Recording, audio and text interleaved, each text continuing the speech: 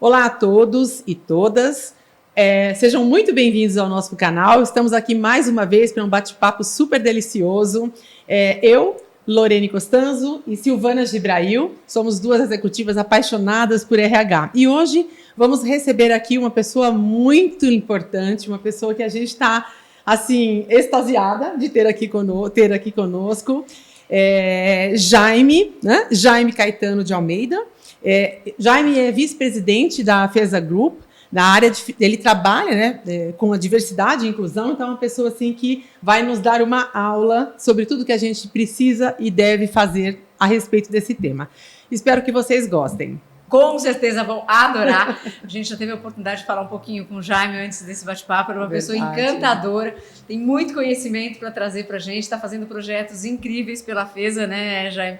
E é professor de MBA também, né? Legal. Mas a gente vai passar a palavra para você, para que você se apresente e Isso conte mesmo. para todo mundo que está nos ouvindo aí quem é o Jaime, o que você está aprontando aí atualmente e como que as pessoas podem conversar com você, enfim, usufruir aí de todo esse conhecimento que você adquiriu ao longo da tua carreira. Legal. Legal. Primeiro, obrigado pelo convite, uma alegria estar aqui com vocês. Para as pessoas que não podem me ver, eu sou Jaime Almeida, sou um homem negro, tenho 57 anos, uso cabelo preto, estilo Black Power, barba grisalha, mais branca do que preta. Hoje eu estou vestindo aqui uma camiseta preta e um casaco verde escuro. Bom. Bom, quem sou eu, né? Eu sou um de 4 filhos da dona Nina e seu Joaquim, uma família preta, pobre, da periferia de São Paulo, mas cheia de valores, cheia de encantamento, de vida. Cresci na zona leste da cidade, mais tarde fui para uma região mais central em função do trabalho, mas hoje eu me ocupo na FESA Group na área de diversidade e inclusão, e tenho algumas outras atividades, né? Então, eu sou professor em programas de MBA na USP Exalc de Piracicaba, sou professor convidado da Dom Cabral. Delícia. E atuo também no terceiro setor. Sou conselheiro de administração da Fundação Bung, sou conselheiro no Instituto Pactuar, que trabalha para desenvolver carreira de pessoas negras em posições de alta liderança. E sou presidente do conselho da Casa José Coutro, que é uma ONG que está situada no Capão Redondo, na zona sul de São Paulo. E lá nós assistimos cerca de 500 alunos e alunas, majoritariamente alunas e alunos negros. Né? Então nós fazemos todo um trabalho de formação complementar e conexão com o mercado de trabalho para o primeiro emprego. Sim, né? legal. Eu adoro falar, vou parar por aqui para deixar vocês... Não, pode falar, pode falar, a gente está aqui para ouvir. Estamos aqui para ouvir. Mas assim, bom, vamos lá. Diversidade, né? Diversidade, equidade. E aí, conta pra gente, é uma tendência ou é algo que realmente veio para ficar, num caminho sem volta? Eu diria que a resposta, não querendo ficar em cima do muro, mas depende, né? Depende de quem é que vai fazer essa resposta, né? De quem é que vai fazer essa ação. Diversidade, equidade, inclusão é um tema permanente na vida de vocês, que são mulheres, na vida de pessoas negras, na vida de pessoas com deficiências, na vida de pessoas LGBTQIAPN+, na vida de pessoas que estão nos extremos das gerações, né? 45+, 25-. Eu não me reconheço como pessoa sem pensar em diversidade, né? Eu nasci um garoto preto e desde sempre isso foi um impacto na minha vida. Né? Por ser de uma família muito pobre, comecei a trabalhar cedo. Aos 8 anos de idade eu comecei a trabalhar. E meu primeiro emprego durou 20 dias, fui demitido. Nossa. Eu não alcançava a alavanca na fábrica que eu trabalhava, então me demitiram por insuficiência de altura. Mas foi humanizada a demissão. Então foi, me prometeram me recontratar quando eu crescesse um pouquinho mais. Né? Tá certo. O mais difícil foi perder o sanduíche de mortadela à tarde, que eu ficava esperando, contando os minutos. Mas, em seguida, uma semana depois, eu fui trabalhar na Feira Livre. E chegando na feira, era numa barraca de batatas, meu pai era empregado lá e conseguiu um emprego para mim, né? Então nós trabalhávamos juntos. E os feirantes, em diferentes dias da semana, diferentes lugares, apelidaram meu pai, chamavam meu pai de charuto e me chamavam de charutinho. E aquilo me causava uma certa estranheza. E um dia eu perguntei para meu pai, falei, pai, por que charuto, charutinho? Você não fuma? Eu não fumo, tal. Ele falou, filho, olha a cor do charuto. Então eles nos chamam assim por causa da cor do charuto e a cor da nossa pele, né? Então, com 8 anos de idade, quando você percebe que existem esse tipo de situação, é impossível você não se perceber dentro, né, de um grupo social. E ali, para mim, é a lembrança mais distante que eu tenho comigo de pensar em diversidade do ponto de vista de pessoas te compararem pela cor da sua pele com alguma coisa, com um objeto, enfim. Então, quando eu digo depende, acho que depende disso. Então, diversidade, para mim, sempre foi um tema. Né? Dentro das organizações, eu, depois de trabalhar 3 anos na feira, vendendo batatas, fui trabalhar em farmácia. E trabalhei 10 anos em farmácias. E muito cedo eu me encantei com uma profissão que é de vendedor, propagandista de laboratório, que vai visitar os médicos, fazer vendas nas farmácias, né? E eu achava muito elegante, na época só homens, então já tinha também aí um tema de gênero, né? Chegavam de terno, gravata na farmácia. Né? Bem europeu no Brasil. E assim, mas nos seus fuscas novos e chamando remédio de medicamento, eu achava aquilo elegante, chique, né? E eu, muito cedo, falei, nossa, é isso que eu quero ser. Eu queria ser uma pessoa assim. Então, eu acabei olhando para o futuro sempre com vistas a chegar nesse lugar de ser um vendedor em laboratório. Aos 21 anos, depois de 3 anos tentando, depois da maioridade, eu consegui o primeiro emprego e entrei numa empresa europeia. E fiquei impressionado, porque ali talvez 70%, 80% dos vendedores eram pessoas negras. E me causou uma certa surpresa e tal, mas era uma empresa que pagava muito abaixo da média. Depois de 1 ano, eu fui para uma outra empresa europeia, que era, na época, a maior empresa farmacêutica no Brasil, e lá as pessoas negras sumiram. Então, ali eu comecei a experiência de viver como única pessoa negra num espaço. E assim foram durante os 32 anos que eu passei na indústria farmacêutica.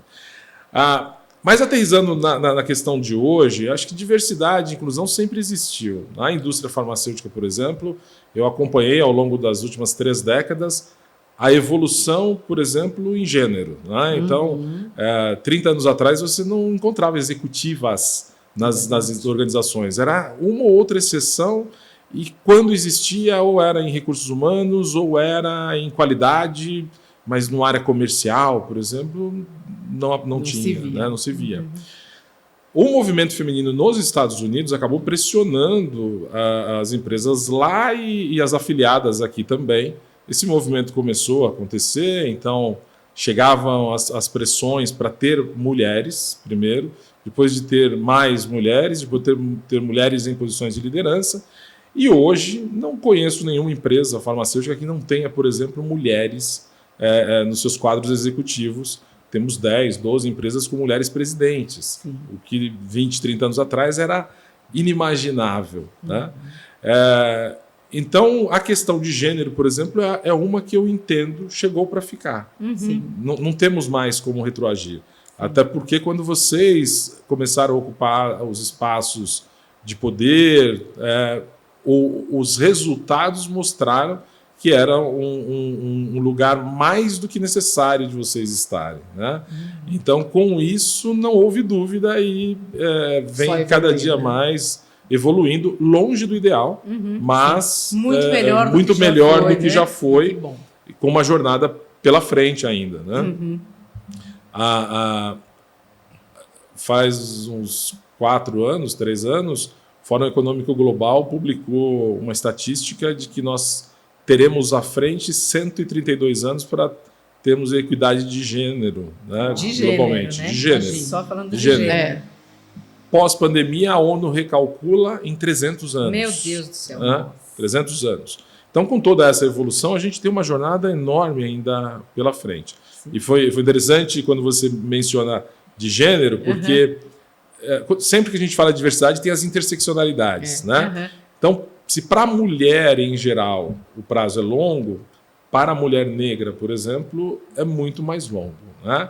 E aí, trazendo um pouquinho para dentro desse recorte, nas 500 maiores empresas brasileiras, nós temos 6,3% de participação de pessoas negras. Nada, né? Nada. Numa população de 56% de pessoas negras no Brasil. Não reflete de forma nenhuma. De jeito nenhum. Quando você sobe um degrau e vai para as posições de diretorias nesses grupos de empresas, aí são 4,7% de pessoas negras, mas aí vale o recorte, porque são 4,9% de homens negros e perversos 0,4% de mulheres negras. Né? Lembrando que mulheres negras compõem o maior recorte demográfico do Brasil. Então, são quase 28%, 29% da população brasileira, com 0,4% de participação em cadeiras e diretorias. Né? Se a gente olhar para o geral, tem números que mostram que mulheres CEOs nas maiores empresas são 3%, 4%. Dependendo da fonte, pode variar um pouquinho, mas as mulheres são mais da metade da população brasileira. Então, a gente tem muita coisa para caminhar. Né? E aí a gente, óbvio, tem outros marcadores sociais também para revisar, porque a situação não é diferente com pessoas indígenas, com pessoas com deficiências, em diversas situações com pessoas LGBTQIAPN+, com pessoas trans dentro desse grupo em especial, pessoas trans do Brasil que têm expectativa de vida de 35 anos. 35 anos, é chocante, né? Nossa expectativa de vida atual é de 75,5 anos. 35 anos é nada. Então, tem bastante coisa pela frente. Tem. Eu acho que a agenda é longa, não entendo que ela tenha como retroagir, pelo menos não rapidamente. Muita gente está preocupada. Nos Estados Unidos tem um movimento anti-woke e tal, mas eu acho que a nossa agenda aqui ela tem uma duração longa. Sim. E espero que seja assim, e acho que a gente tem um trabalho grande para fazer em momentos como esse para discutir e fomentar esse avanço. Né? Muito bom. Você vem trabalhando com esse tema, né? Independente disso ser um tema pessoal seu, vamos pegar a questão do seu trabalho, né? As empresas hoje, algumas têm, a gente conversou, tem todos esses dados demográficos, mas quando a gente olha para os dados das empresas que estão efetivamente trabalhando, eu acho que eles são mais chocantes ainda, né? Quais são as grandes dificuldades que você enfrenta ou enfrentou para implantar políticas de diversidade, para entrar nas empresas, para falar sobre o tema, para que, de fato, isso comece a ser um movimento? Como é que você vê essas dificuldades hoje no Brasil? Um ótimo ponto, uma ótima pergunta. Não creio que haja uma resposta única para todos os marcadores sociais, mas eu entendo que a primeira grande barreira que as empresas, em geral, enfrentam é tentar entender quem é a minha população. Então, poder entender quem são as pessoas que estão lá dentro. Ter um trabalho a partir de um censo demográfico, de uma pesquisa de percepção, de inclusão dentro da organização, acho que é super importante para poder entender que nós temos tantas mulheres, temos tantas pessoas que se autodeclaram dessa ou daquela raça, que temos pessoas que se autodeclaram com deficiências, esse ou aquele tipo de deficiência, que autodeclaram suas diferentes orientações afetivos sexuais, idade, né? Então, acho que primeiro momento é essa fotografia. Sim. Quem é que está aqui dentro? Quem é que está dentro da organização? E como é que essas pessoas se sentem dentro da organização? Não é incomum nós escutarmos, quando você tem uma conversa sobre o tema, nossa, aqui na nossa empresa nós somos muito inclusivos, aqui nós recebemos todas as pessoas, mas o que as pessoas estão achando? Sim. Não, todo mundo está bem, né? Todo mundo está bem, mas é importante perguntar para cada pessoa. eventualmente a pessoa está ali, está muito agradecida de ter um emprego, está ali, está muito agradecida de estar trabalhando, mas não necessariamente que ela se sente incluída, que ela se sente pertencente no ambiente, né? Então, eu acho que o primeiro momento é esse, é de fotografar, entender quem é o nosso time, como é que as pessoas estão se sentindo e se percebendo na organização. O momento seguinte, ele é vital, que é levar essas informações com a alta liderança. Então, presidente, diretores precisam conhecer em detalhes esses dados e, a partir daí, fazer um posicionamento da empresa. Deixar claro para onde nós queremos ir. Se nós temos 20% de mulheres na empresa, daqui a 2, 3, 5 anos, como é que nós queremos ter? E não significa que nós vamos demitir homens para contratar mulheres. Claro. Mas vamos estudar o turnover na empresa e entender como é que nós podemos trazer mulheres. Como é que nós tratamos hoje as mulheres que estão aqui dentro? Que oportunidades de desenvolvimento elas têm? Como é que nós podemos, de alguma forma, trazer equidade no tratamento com diferentes necessidades e fomentar esses desenvolvimentos, né? Então, eu diria que esses são os 2 primeiros pontos de uma jornada. Eu queria voltar, antes de você fazer a sua pergunta, Lô, desculpa, que eu acho que você toca numa coisa, né, que parece que todo mundo sabe e acho que é uma das grandes questões dentro da empresa. Qual é a grande diferença de você ter diversidade e você ser inclusivo? Essa é uma diferença que muita gente entende que, ao ter diversidade, eu já posso me considerar uma empresa inclusiva, né? É isso. Então, uma empresa diversa é aquela que tem pessoas de diferentes grupos sociais.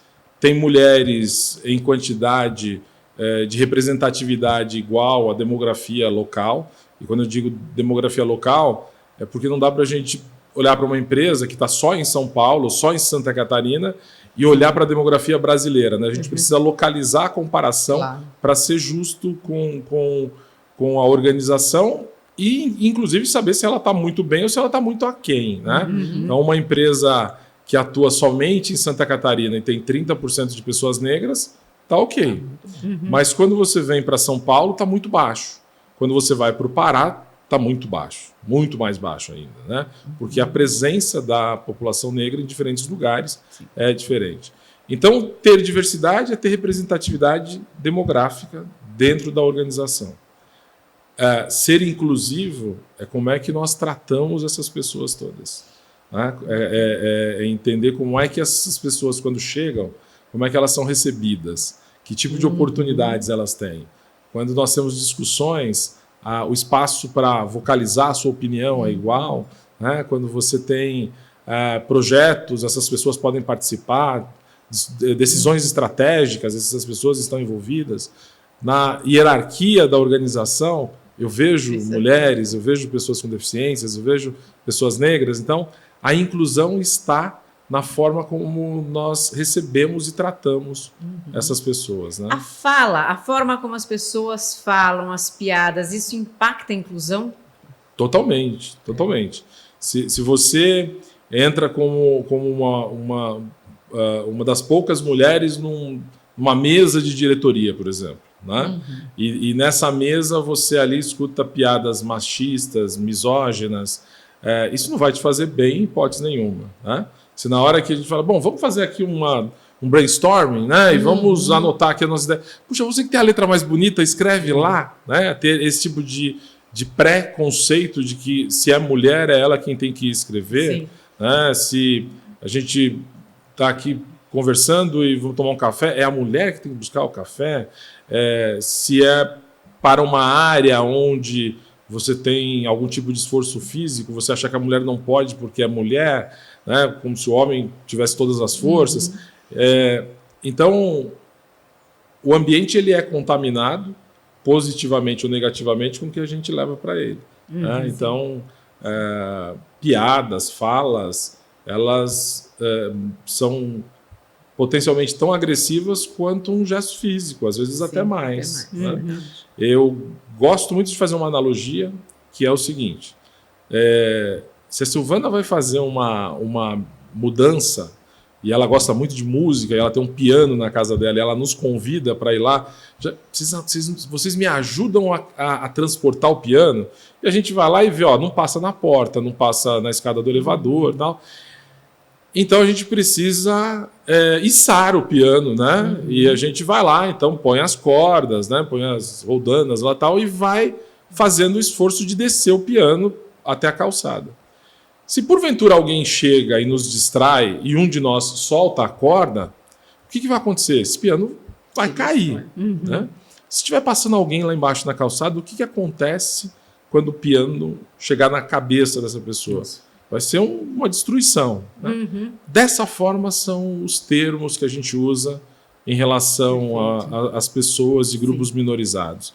Às vezes é uma palavra, às vezes é uma frase, às vezes foi um comentário que chegou e arrebentou a cabeça da pessoa. Sim. Dependendo da autoestima, da autoconfiança, do momento de saúde mental, aquilo pode ser irreparável até. Então, as palavras são de muito poder, né? E nesses ambientes, quando a gente fala de diferentes grupos, a gente tem potencialmente agressão muito forte, muito impactante. Exato.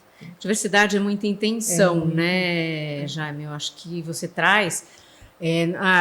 Eu já fiz algumas pesquisas, né? Eu estou fugindo um pouquinho do roteiro, desculpa, Lu. Fica à vontade. E, assim, me percebi nas respostas das pesquisas, sendo honesta, mais preconceituosa do que eu me imaginava ser, né? E você fala, e é verdade, né? Às vezes a gente acha que uma brincadeira é uma descontração. Não vai fazer mal, né? Mas nos colocarmos de fato no lugar daquela pessoa. E quando você está num papel de liderança, você tem que estar atento, né? A gente fala, você tem que ter a intenção de desenvolver, você tem que ter a intenção de incluir, né? Você não pode, quando você chega a determinada função numa empresa, você não pode mais ser só intuitivo, né? Você tem que sentar naquela cadeira e você tem que abraçar aquele papel, não é isso? Exato, porque a responsabilidade não é da empresa, instituição, né? É da liderança, né? Das pessoas que estão ali representando a liderança nessa organização. Então, a intencionalidade, ela é o primeiro princípio numa jornada de diversidade e inclusão dentro de uma organização. Se não existe uma intenção genuína, não vai acontecer. Muitas vezes a pessoa acha que assim, o líder, vou passar despercebido, não vou fazer nada, mas assim, o não fazer nada já é um posicionamento. Uma grande manifestação. Exatamente. E eu diria que na jornada, né, que eu venho perseguindo aí já há muitos anos, sobre diversidade e inclusão, não é incomum também a alta liderança se calar em relação à diversidade e inclusão. E não é que a pessoa se cala porque ela não quer diversidade, ela não quer movimento de inclusão. É porque ela não se sente preparada para falar sobre. E aí vem o receio de falar e ser rotulado diante de um equívoco. Vem o receio de ser percebido como alguém que é machista, que é capacitista, que é racista, enfim. Porque já aconteceu publicamente com lideranças de importantes instituições de ter falas infelizes, inapropriadas, e o rótulo acontecer e permanecer por anos. Né? Sim, então, isso impacta a posição da pessoa, líder, mas também da organização. E quais são assim, os resultados financeiros ou até competitivos, concretos, que você já viu ou que se fala, né, ou que a gente observa nas empresas que investem em diversidade e inclusão? É um ótimo ponto. Tem estudos realizados por algumas consultorias, a McKinsey é uma que vai atualizando os seus dados. Então, tem alguns números que são números importantes. Por exemplo, empresas que trabalham e chegam numa equidade de gênero têm até 21% maior rentabilidade do que a média do setor. Olha que incrível. Quando é equidade étnico-racial, até 33% maior rentabilidade. Né? Tem um outro dado que fala de quando a empresa tem equidade de gênero, equidade étnico-racial e equidade de gerações, os times tem 87% de assertividade, de acerto nas tomadas de decisão. Então, impacta a produtividade. Né? Então, eu entendo que esses são números impactantes, mas, de forma geral, quando você percebe a diversidade no ambiente, o respeito mútuo, você tem maior engajamento naturalmente, você tem pessoas se sentindo melhor. E é importante a gente pensar que diversidade não é fazer favor para uma minoria, né? O termo minoria por si já é equivocado, porque quando a gente soma os grupos de diferentes marcadores sociais, de gênero, de orientação afetivo-sexual, de etnia e raça, de pessoas com deficiências, de outras pluralidades, é a grande maioria da população. Né? Então, na verdade, diversidade não é minoria. Diversidade é maioria. E tem aquelas que a gente não fala. É a minoria presente, né? A minoria presente naquele ambiente, mas é a maioria na sociedade. É a maioria na sociedade. E muitas vezes é a maioria dentro da organização, mais longe da esfera de poder, de liderança. Verdade, é verdade. Mesmo. Dependendo da... Muito interessante. Você falou bastante, né, dessa questão. A primeira pergunta foi: vamos ter longevidade na questão de diversidade e inclusão? Uma das questões que a gente conversou também anteriormente existem leis, né? Então, por mais que as empresas hoje algumas ainda sejam reticentes, elas não têm muito caminho para ir. Porque, assim, o que está vindo por aí que você vê que vai de fato mudar esse cenário e vai obrigar, de uma certa forma, obrigar não é a melhor palavra, mas que vai forçar as empresas de fato a se engajarem no movimento de diversidade e inclusão? Do ponto de vista de legislação, eu diria que, infelizmente, ainda temos apenas quando falamos de pessoas com deficiências, né? O que é um avanço, é alguma coisa importante, mas nem todas as empresas sequer respeitam a lei de cotas para pessoas com deficiências, né? Tem impactos importantes para quem não faz. Então, se você é uma empresa e quer negociar com o governo, participar de licitações, você tem que cumprir, mas tem empresas que não têm essa preocupação e fazem... Às vezes, eu já escutei isso, fazem o desafio: quanto é que é a multa? Vamos pagar a multa e vamos continuar trabalhando, que é mais simples. Né? Ou então, contratam pessoas para posições de entrada, posições, obviamente, nobres, que todo mundo tem valor, mas não olham para o resto da hierarquia. Né? Então, as leis elas ainda estão muito limitadas. Nós temos uma ação da B3, que é a nossa Bolsa de Valores, que eu estou muito curioso e esperançoso de ver a realização acontecer. Então, em 2022, a B3 fez uma consulta pública, onde as empresas listadas passam a ter a obrigação de ter pelo menos uma mulher no conselho de administração ou no grupo de diretores, e até 2025, e até 2026, uma segunda pessoa, que seria uma pessoa negra, uma pessoa indígena, ou LGBTQIA+, ou uma pessoa com deficiência. A gente pode falar, puxa, mas uma pessoa? Aí o outro número é importante ser revisado. Hoje, apenas 14% das cadeiras de conselho são ocupadas por mulheres. O volume de pessoas negras em cadeiras de conselho é ínfimo. Então tem um número... deve chegar a 1%. Não, em novembro do ano passado, existiam 443 empresas listadas na Bolsa, apenas 17 tinham uma pessoa negra. Nossa. Né? Então os números eles são para quem quiser ver, né? Eles não precisam de tradução, eles falam por si. Então eu estou esperançoso de ver que esse pouco se realize em 2025 e 2026, porque nós hoje temos uma concentração tão grande num único grupo que é difícil entender como é que as empresas vão se justificar ao não fazer. Porque muitas vezes a gente escuta, mesmo dentro da área de RH, que nós não contratamos porque não tem gente formada. Não tem gente preparada. Que eu queria te fazer, né? Que isso é um... Nossa, isso é uma história que, assim, dá um sono enorme, né? Dá preguiça. Dá preguiça, porque você tem mulheres para quaisquer níveis, para quaisquer posições que você queira. Você tem pessoas negras formadas, preparadas, com experiência, para quaisquer posições que você queira. E idem para quaisquer outros grupos sociais. Sim. A questão é que dá muito mais trabalho encontrar. Né? Porque tem áreas, tem segmentos, tem setores que são historicamente machistas, racistas. Sim. Então, quando você busca para tal indústria ou tal setor, eu quero um profissional assim, pode ser uma mulher, mas tem que ter pelo menos 15 anos de experiência. Não vai achar. Né? Você não vai achar. E aí vem... Quando acha, perguntam assim para você no processo seletivo, mas você tem essa idade, você ainda tem energia para trabalhar? E aí vem a interseccionalidade de novo, né? Ser mulher, ser 40, 45 mais, já te traz aí um novo carimbo. Né? Exatamente.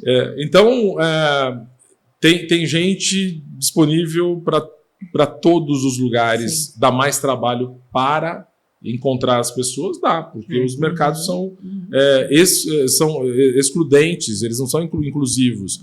Então, eu acho que o que a gente percebe é que a história vai muitas vezes se perpetuando, porque é mais simples manter o status quo. Sim, é verdade. Você vê essa questão da educação hoje, porque algumas empresas, né, a gente sempre... Eu estava lendo um artigo até de uns anos atrás, de um autor falando que a meritocracia não era meritocracia, enfim, tal, e ele fala da questão que a nossa educação ela é muito mais excludente do que inclusiva, enfim. Mas hoje eu vejo, e eu acho que talvez isso possa ajudar no movimento de diversidade, a democratização da informação.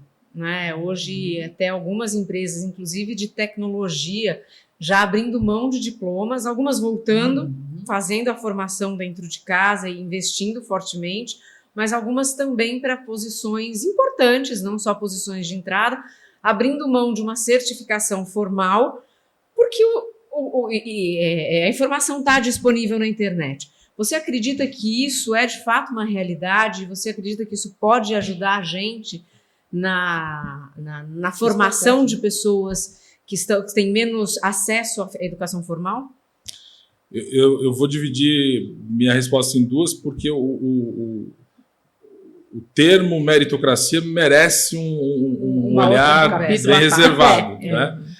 Mas eu acredito que todas as iniciativas que a gente percebe de instituições, empresas, organizações, associações, federações que se preocupam em formar profissionais para essa ou aquela área é de uma nobreza imensa.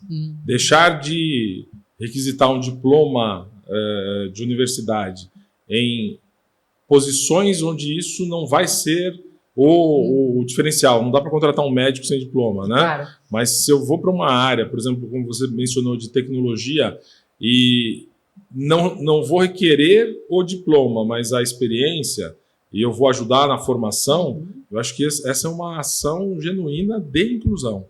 Né? Muitas pessoas dizem, mas ela está formando o que é para ela mesma, está faltando gente. Ok, pior é se ficasse faltando e não tivesse, gerando uma oportunidade. A gente sempre, de alguma forma, olha para a gente, né? E é natural, e as empresas estão aí para dar lucro.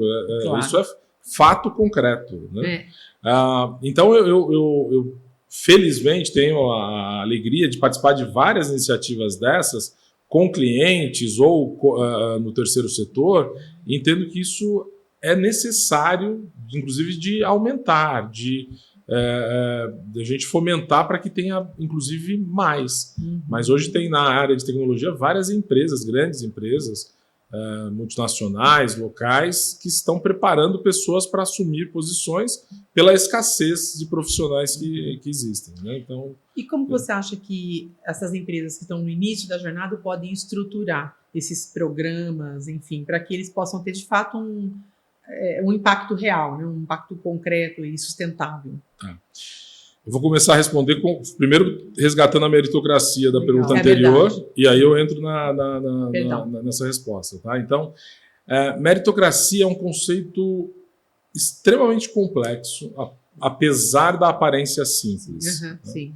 Quando nós falamos, bom, aqui dentro nós somos super justos porque nós tratamos tudo com base na meritocracia. O que é essa meritocracia? Porque quando a gente olha para a nossa sociedade, antes de olhar para dentro da organização, e nós temos pessoas que têm acesso aos melhores colégios, depois às melhores universidades, que têm em casa o banho quente, tem 3, 4, 5 refeições por dia, tem o momento do lazer no final de semana, nas férias, vai viajar, coisa e tal. Esse é uma construção social com muitos privilégios. E quem sabe um dia todo mundo possa ter. Uhum. Mas a realidade é que tem um outro grupo, na mesma faixa etária, no mesmo momento de vida, que às vezes não tem nenhuma refeição em casa. Às vezes tem uma, sem saber se vai ter no dia seguinte. Uhum. Que estuda em escolas que, infelizmente, os governos não proporcionam o nível de educação que seria o necessário, o mínimo, né? Então você começa a não conseguir comparar quem está bem nutrido, quem está aquecido, com quem está passando fome. Com quem tem que sair de casa muito cedo para trabalhar, para ajudar a pagar os boletos dos itens básicos, né? De água, de luz, de ter alimento na mesa. E aí, quando você chega no momento da universidade, quem estudou a vida inteira no colégio particular, porque tinha acesso, consegue ir para a escola pública. E quem estudou a vida inteira na escola pública tem que se esforçar para pagar a escola particular, porque não consegue passar nos testes da escola pública, né? Então, a questão de mérito começa a ser questionada porque o ponto de partida não é igual. Sim. Né? E aí, depois, essa pessoa que estudou numa escola, numa faculdade, que exige menos, até porque sabe que não pode exigir o máximo, comparado com quem está na pública ou numa privada das tops, vai chegar para a vaga de jovem aprendiz, de estagiário, e aí você olha para nossa, esse aqui fala 3 idiomas, esse aqui já fez intercâmbio, esse aqui, né, conhece já o que é uma empresa, tal. Esse outro aqui não dá, porque ele não tem ainda nem o básico. Então, qual é a meritocracia nessa comparação? Uhum. Então, eu acho que é muito desigual e muito injusto comparar pessoas que tiveram diferentes bases no momento em que você leva para comparação sem considerar a jornada de cada uma. Né? E aí entra um outro componente, que é o componente de como é que nós entrevistamos as pessoas dentro das organizações. Normalmente nós entrevistamos pensando onde é que ela estudou, quais são os idiomas que ela fala, qual é a fluidez gramatical que ela tem na fala, né? E nós não avaliamos, nós não damos a oportunidade para aquelas pessoas que tiveram uma vida em vulnerabilidade social para demonstrar suas habilidades de adaptabilidade, de lidar com escassez. Nós não olhamos para isso, nós não sabemos olhar para isso. E aí nós acabamos privilegiando o status quo e deixamos, muitas vezes, muitos potenciais largados e não aproveitados, não fomentados, né?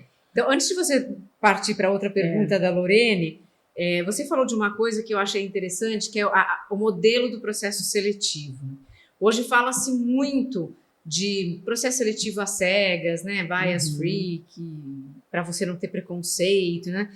Mas não é isso, né? O que você está dizendo é um processo seletivo que, mais do que você não saber com quem você está interagindo, que é um processo seletivo às cegas, é um processo seletivo que privilegie características, que privilegie potencial e não necessariamente conhecimento e experiência. É isso? É por aí. Vou só fazer aqui um compartilhamento com carinho, né? O processo ele não é às cegas, porque às cegas ele poderia ser muito bom, né? Ele é oculto, ele é oculto, né? Eu vou citar aqui um grande amigo, parceiro de trabalho, que é o Gabriel Mesler, um consultor, um homem cego, e o Gabriel é brilhante, né? Então, às vezes, A gente pensa que as cegas não poderia ser legal, mas as cegas pode ser fenomenal. Pode. Né? Então, o processo oculto, eu acho que ele tem seu espaço, ele tem seu lugar. E ele tem seu lugar na hora que você quer minimizar o impacto de vieses. Então, se eu vou fazer um processo, para aquele caso que a gente mencionou há pouco, profissionais, homens e mulheres que têm diferentes tempos de experiência, né? Então, se eu olho para o currículo, sem olhar o tempo de trabalho, mas o currículo sem nome, não sei se é homem ou mulher, eu não sei a idade, né? Eu só sei as habilidades que a pessoa tem e as realizações que ela fez. Então, ela tem muita coisa oculta aqui, mas eu já consigo minimizar vieses, porque eu estou olhando para o que é melhor de conteúdo. Bom, vai chegar o momento de fazer a entrevista. Então, aí eu já vou saber, possivelmente, se é homem ou mulher. Então, a gente fecha a câmera, né? E a gente não vê quem está do outro lado para sair ou minimizar a possibilidade de ter um viés estético. E somente depois de já ter aí uma predileção é que a gente vai se ver. Então, eu entendo que esses processos que usam etapas ocultas, eles são muito positivos. Dá mais trabalho de fazer. Sim. Né? Mas eles são muito mais efetivos. Tem uma publicação que mostra que a B3, ao implementar um processo oculto, ela passou a contratar pessoas de nível de grupos minorizados de 50%, não vou lembrar o número exato, mas cerca de 50% para 80%. Né? Por quê? Porque eu não tive o viés com as suas oportunidades máximas. Né? Então, a gente pôde entrar no momento de escolher pelo que as pessoas apresentam e não pelo que elas aparentam. Né? Então, acho que não dá para fazer em todos os processos, mas eu entendo que ele é necessário. Quando a gente vai para as pessoas que estão começando a jornada, talvez aí fique até mais complexo de fazer, não que seja impossível, fica um pouco mais complexo porque o volume de experiência ainda não existe, né? Então você não vai conseguir ver um currículo pela experiência, vai ver só o nome do título, né? E no processo oculto você tira o nome da faculdade, tira o nome do colégio, para realmente tentar desarmar aquela tentação de a gente agir com vieses. Muito bom. Vou para o que você perguntou. O que as empresas podem fazer, né? Eu acho que as empresas... Eu vou voltar lá. Eu falei que as empresas primeiro precisam ter uma foto de quem é a população interna. As lideranças precisam estar conscientes disso. Precisam estar confortáveis de falar sobre diversidade e inclusão. Esses temas todos que nós estamos falando aqui, eles muitas vezes precisam de acolhimento. Eu preciso fazer... tem gente que fala, Jaime, você está viajando, como assim fazer acolhimento de liderança? Sim, estruturalmente, nós temos no nosso país uma educação que não é inclusiva. Os colégios não estão preparados para lidar com inclusão, salvo exceções. Na sua maioria não estão. Nós não discutimos gênero nas escolas, nós não discutimos etnia e raça. Nós temos um conceito de celebração do Dia da Independência que é polêmico, porque foi uma independência com pessoas escravizadas, né? E que ficaram lá durante 66 anos ainda escravizadas. Como é que eu ensino isso na escola e falo que o país está independente? Né?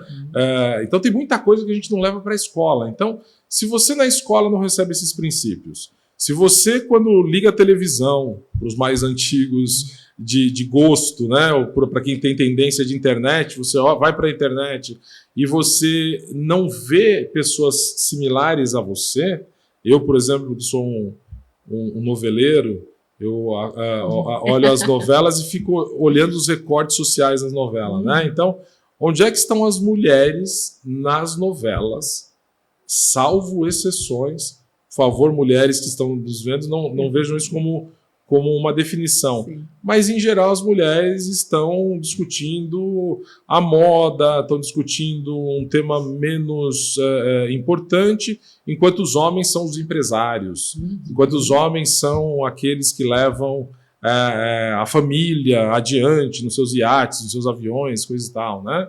Quando você vê a representatividade negra na novela, ou é a funcionária dentro de uma casa, né, que faz serviço doméstico, ou é o bandido, ou é a moça que dança.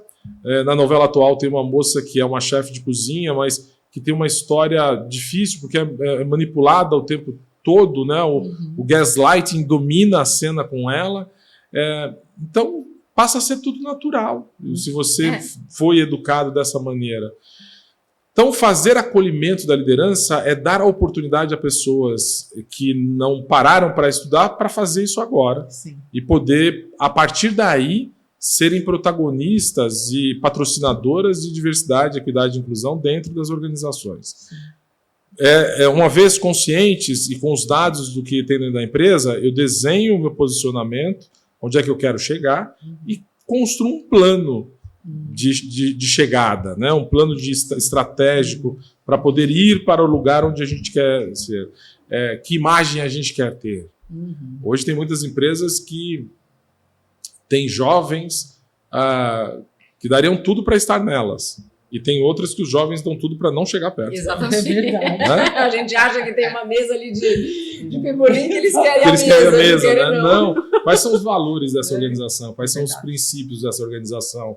Então, as novas gerações, não que as anteriores não tenham esses valores, mas é muito mais visível nas novas gerações. Né? Nesse tempo que nós temos 4 gerações convivendo ao mesmo tempo dentro de uma mesma organização, as mais jovens são difíceis de serem seduzidas para estar lá, caso você não tenha valores muito claros, princípios muito éticos. Né? Então, eu entendo que a alta liderança tem um papel fundamental aí.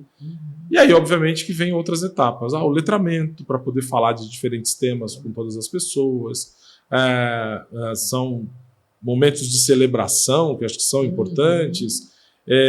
Programas de mentoria visando o desenvolvimento de pessoas de grupos minorizados através da experiência das pessoas, das lideranças, das pessoas que já tiveram o privilégio de avançar na carreira, né? E é um ganha-ganha, porque ganha a empresa, ganha a pessoa mentora, ganha a pessoa mentorada. Então é uma beleza incrível que aparece na realização desse tipo de iniciativa. Tem os grupos de afinidade, os ERDs, os grupos de diversidade, seja lá os nomes que tenham, onde colaboradoras e colaboradores de um grupo social se voluntariam para sentar, discutir o que nós podemos fazer, o que nós podemos sugerir para as empresas. É importante ter esses grupos e ter uma governança em torno também para não deixar as pessoas fomentando, criando e não tendo respostas depois sobre a implementação, né?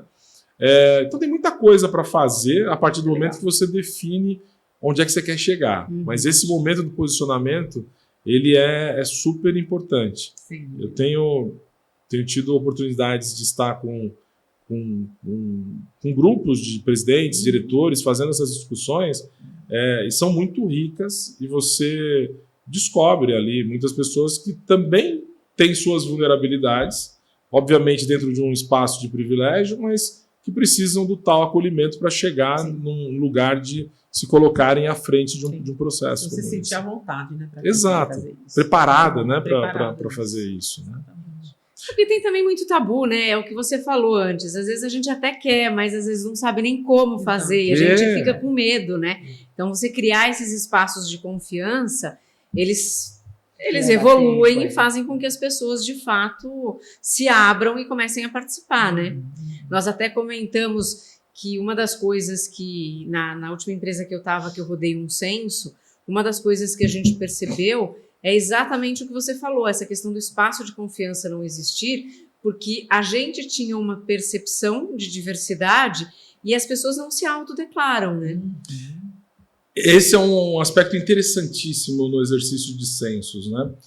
Quando a empresa não está preparada, quando a liderança não fala sobre o tema, e você faz um censo, Primeiro que se ele for um censo não anônimo, as pessoas vão se esquivar.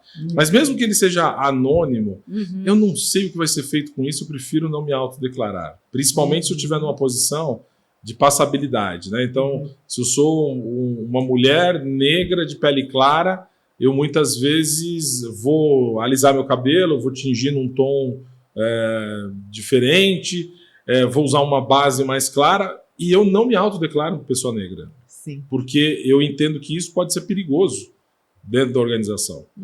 Mas quando você começa a implementar as estratégias, as ações de diversidade e inclusão, acontece um fenômeno interessantíssimo e super rico, que as pessoas passarem a se orgulhar de ser quem são. Sim. E aí elas passam a se autodeclarar. Então, no seu censo seguinte, você vai lá e fala, puxa, mas meu turnover foi tão baixo, eu não tive nenhuma contratação expressiva e o número de pessoas negras aumentou. O número de pessoas com deficiências aumentou. O número de pessoas LGBTQIAPN+, aumentou. Como é que isso aconteceu? Foi simplesmente o fato das pessoas se sentirem orgulhosas e seguras de se autodeclarar quem são de fato. Né? Então, isso é muito rico de ver, mas só acontece à medida em que a empresa coloca na prática espaço de confiança. Sem dúvida, sem dúvida. Cotas. Jaime, olha, eu estou pensando num amigo meu. Jaime, você acha que cotas ajudam, atrapalham, não fazem nada? Você acha que nessa jornada, para a gente diminuir esses 300 anos aí, você acha que pode ser um recurso? Antes vou só comentar o nome. Meus pais me chamavam Jaime, né? Então meus irmãos me chamam Jaime. E se eu vou em Porto Alegre é Jaime, em Minas muitas vezes é Jaime, em São Paulo é Jaime. Eu até um determinado momento eu dizia não, é Jaime, não, mas tem acento? Não, aí depois eu deixei. Desistiu. Né? Então hoje quando é Jaime, é Jaime, é Jamie, tá tudo certo. Tá tudo certo, né? Que bom, obrigada. Sobre as cotas, eu não acho, eu tenho certeza absoluta que não tem forma de progredir em diversidade e inclusão sem cotas. Né? E nós temos uma resistência enorme para falar de cotas. Temos às vezes as pessoas tremem para falar de cotas. Né? E a cota vem mudando de nome. Então a cota vira vaga afirmativa, a cota vira meta, mas é cota no final das contas. E aí eu gosto de puxar esse tema para levar para o nível mais executivo. Né?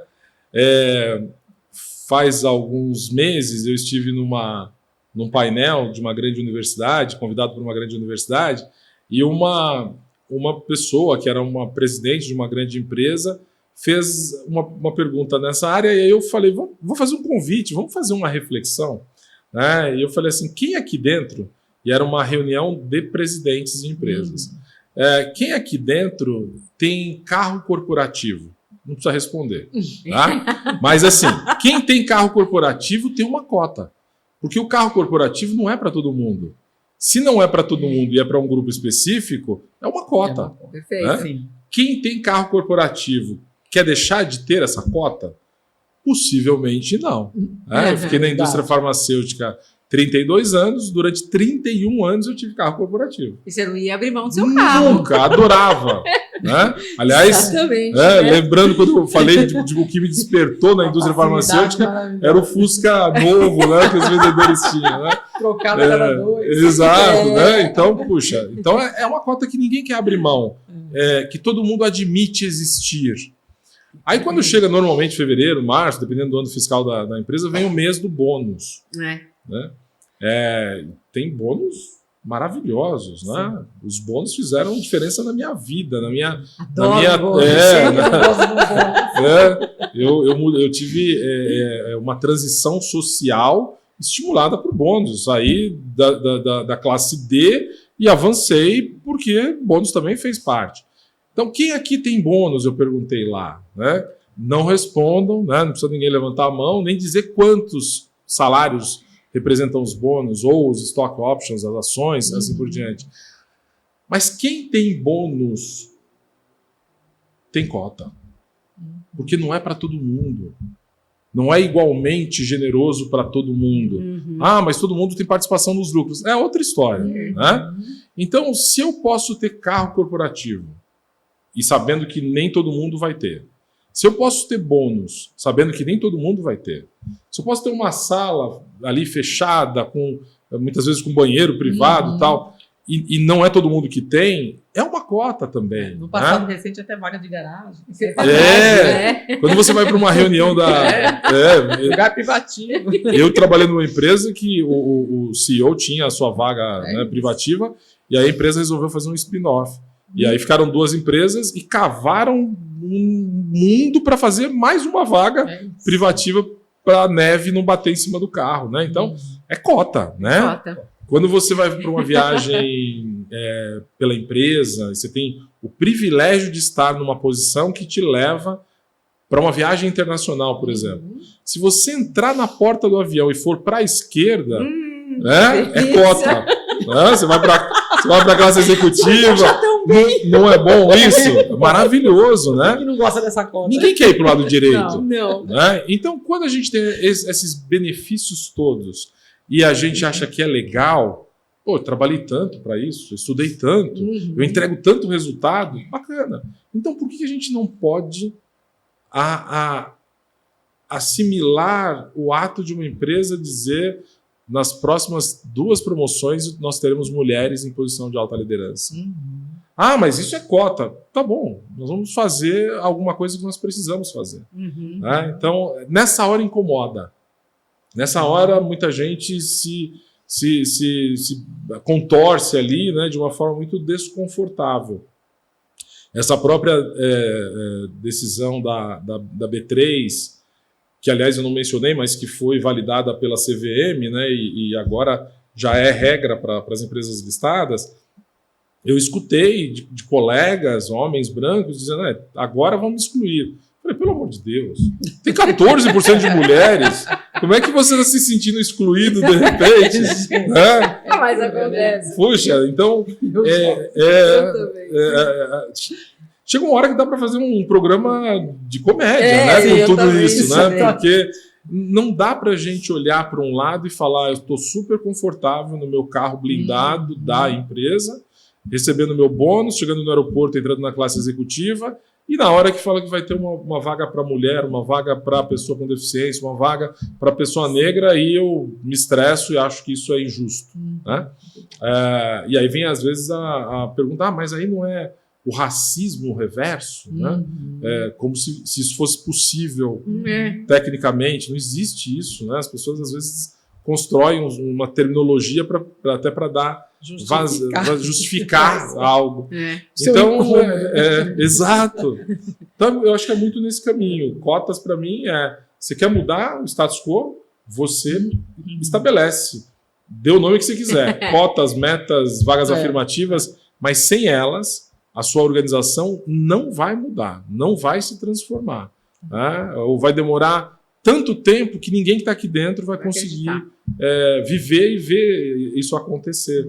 E aí os tais 300 anos estão confirmados. Ou aumentados, né? Ou aumentados. Exatamente. Né? E você acredita que tecnologia emergente, como a inteligência artificial, ela pode ajudar a reduzir esse viés inconsciente, nesses processos de seleção, enfim, nessa forma da gente incluir essas pessoas? Eu acho que sim, não, e justifico, até emendando com uma pergunta da Silvana, que é informação disponível, informação disponível para quem tem acesso a ela. Né? Não dá para a gente esquecer que tem muita gente que não tem acesso à internet. Sim. Então, ela é acessível para quem consegue conectar. Eu desenhei um programa acho que vai fazer 4 anos, na empresa anterior que eu trabalhei, e o programa chama-se Black 13. Então, era um programa para que 13 jovens negras e negros pudessem sair do 6º ano do Fundamental 2 e chegar na pós-graduação patrocinado. Que legal. Muito legal. Bacana. Quando você vai conversar com as famílias, né, antes do programa ser lançado, aí você se dá conta de que tem gente que não tem computador em casa. Tem gente que não tem celular com acesso à internet. Tem locais que a internet não funciona.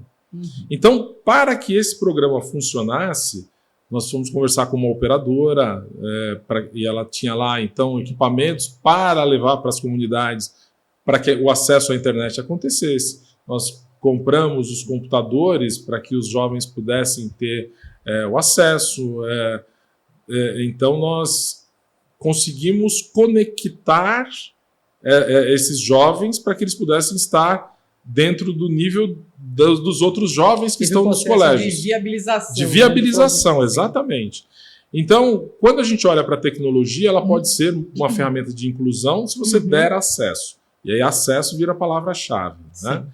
Agora, quando a gente fala de IA, ela é potencialmente, infelizmente, uma fonte potencial de aumentar o tamanho das diferenças.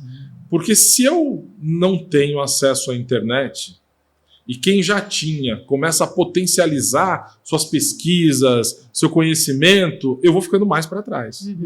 Né? Então, acho que a IA é maravilhosa para a gente evoluir. Hoje já tem IA na medicina, já tem IA nas pesquisas farmacêuticas, tem IA no direito, né? O Waze que me trouxe até aqui.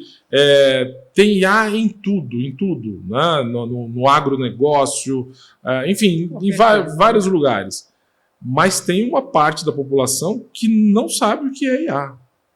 Não teve ainda, né? É grande. Então, eu acho que a resposta ela é para quem tem acesso, incrível e fantástica. Para quem não tem acesso, ela pode ser um peso ainda maior e um agente distanciador de exclusão. Exatamente. Então, acho que é um ponto importante para ter atenção sobre. Agora, dentro das empresas, a gente tem o uso de IA, por exemplo, em processo de recrutamento e seleção, e aí a gente tem que ficar de olho, porque tem uso de IA ainda muito enviesada. O próprio ChatGPT, quando saiu, em novembro de 2022, quando você fazia uma pergunta para ele, ele trazia respostas com vieses machistas, misóginos, racistas, e aos poucos foram treinando as IAs. Afinal, reflete o que a gente pensa. O que a gente pensa, exatamente, o que a gente faz, né? Então, a empresa se preocupou em refinando isso. Então, hoje, se você vai lá e fizer uma pergunta enviesada, ele já te fala, olha, não é correto falar sobre isso, tal. Então, acho que é uma questão de educação, né? Então, o meu olhar as IAs, elas são o novo telefone celular, é a nova Barça, de quem conheceu a Barça, né, como enciclopédia. É um momento de revolução, talvez tão importante quanto foi a chegada da internet. Né? Então, isso vai acelerar muita coisa, vai agilizar muita coisa. Acho que a gente só precisa ficar de olho, de fato, em quem já não tinha acesso e vai continuar com aquela falta expandida agora. Sim, né? Minimizar esse possível impacto. Exato. Sim. Como é que você vê a diversidade daqui para frente? Você falou tudo isso, a gente começou falando que depende. E aí? Eu acho que diversidade daqui para frente continua com as mesmas necessidades. Né? As mulheres continuarão sendo mulheres, as pessoas negras continuarão sendo pessoas negras, as pessoas LGBTQIAPN+, continuarão sendo pessoas LGBTQIAPN+, as pessoas com deficiências continuarão sendo pessoas com deficiências. Alguns ou muitos de nós que não temos deficiências passaremos a ser pessoas com deficiências. Pessoas 45+, continuarão sendo 45+, e as que hoje são 45-, se tiverem sorte, chegarão lá também. Exatamente. Então, o público está garantido. Né? A decisão do que fazer com esse público está majoritariamente na mão das organizações. Você é otimista? Eu sou otimista. Eu sou otimista porque eu vejo cada vez mais pessoas engajadas. Né? Ontem à noite, nós lançamos a terceira edição do programa de mentoria do Pactuar, programa de mentoria voluntário específico para pessoas negras. O primeiro programa de mentoria do Pactuar teve 14 duplas. Uau. Então, foram 14 executivos negras e negros, mentorando 14 jovens lideranças negras e negros. A segunda edição teve 45 duplas, né? Então triplicamos o volume de duplas. Ontem nós lançamos 91 duplas. Uau, que legal, parabéns. Muito legal, né? Parabéns. Um parabéns para toda a comunidade Pactuar. Então, quando você vê as pessoas se unindo, querendo fazer o bem, nenhum mentor ganha nenhum centavo, é todo mundo voluntário, né? As empresas, inclusive, que nos ajudam, né? A própria FESA, que faz o trabalho pro bono, a Trilho, que abriu sua plataforma de educação corporativa para que essas pessoas mentoradas tenham acesso aos treinamentos, a Recrute.ai, que abriu a plataforma para nós fazermos o programa de recrutamento, a NG Development, que fez o... Estou fazendo propaganda aqui, porque acho que é importante, viu? Mas, por favor, o nosso também é serviço da comunidade. Da comunidade, né? Então, fez o assessment dessas pessoas, emitiu um relatório individual, todo mundo pro bono. Então, tem que ter esperança, porque você está vendo tanta coisa acontecendo e cada vez mais pessoas querendo se voluntariar. E tem pessoas já assim que sempre contatam. Puxa, mas já fechou, eu queria entrar, ou como mentorado, como mentee, né? Então, eu acho que... E aí você vai para programas de mulheres, programas de mentoria de mulheres, muita gente, o programa do IVG, o Nós por Elas, cada edição acolhe 600 mulheres para serem mentoradas. E assim, o programa Aceleradora de Mulheres, que é um programa para mulheres negras.